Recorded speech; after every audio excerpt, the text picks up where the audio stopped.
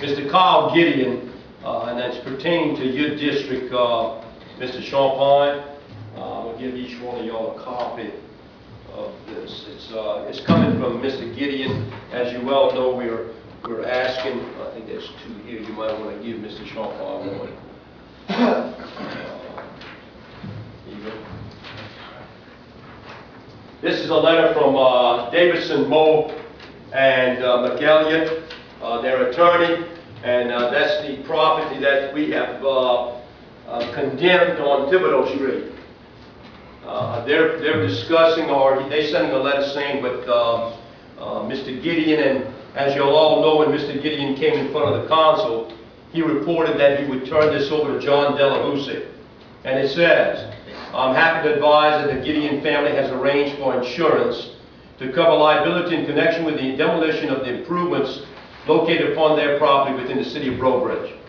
Please circulate this correspondence to the city council members so that they might be advised of our progress. As I promised them at the last city council meeting that I would keep them advised. Insurance has been obtained and the house has been donated to John Delahoussaye, who will dismantle the same for salvage purposes. Mr. Delahoussaye has already begun salvage process.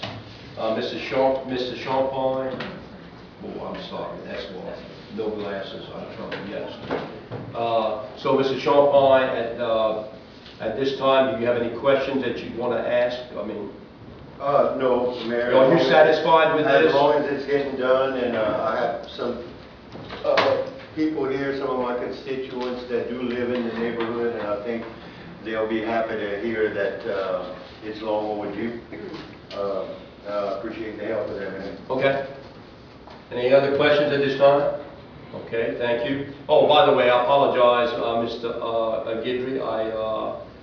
I didn't bring my glasses tonight. I left them, vanity. But it says Director of Public Records, and I apologize, but do you have your report? I'm sorry. I'm going to go ahead and get My back day today was rained out, so I was able to make the meeting. I have nothing to report except for what's on the agenda. Okay, thank you. Next, we'll move on to, let's see. Oh, yes, sick leave.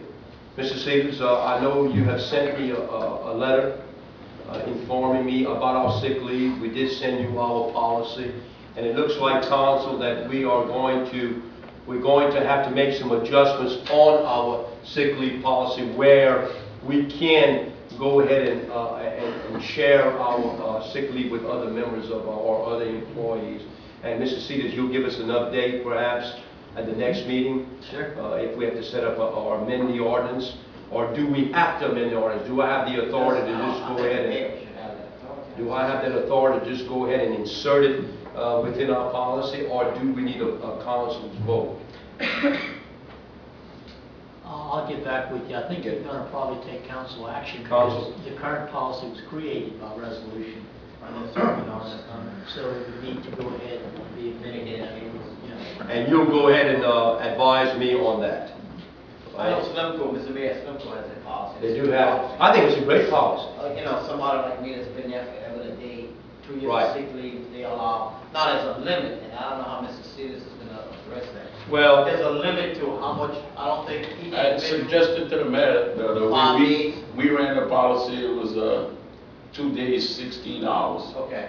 But I don't know what the mayor. well, we'll have to, Chester will advise me on that. What we're looking at is, again, we have, when you have veteran employees that have been here 20, 30 years, they fall ill with some cancer or some serious illness, and I have 60 days coming to me. Why not give my days to these people? And that's what it's all about. It's a good. I think it's good among your employees. So again, Mr. Cedars, I'll just wait for your advisement.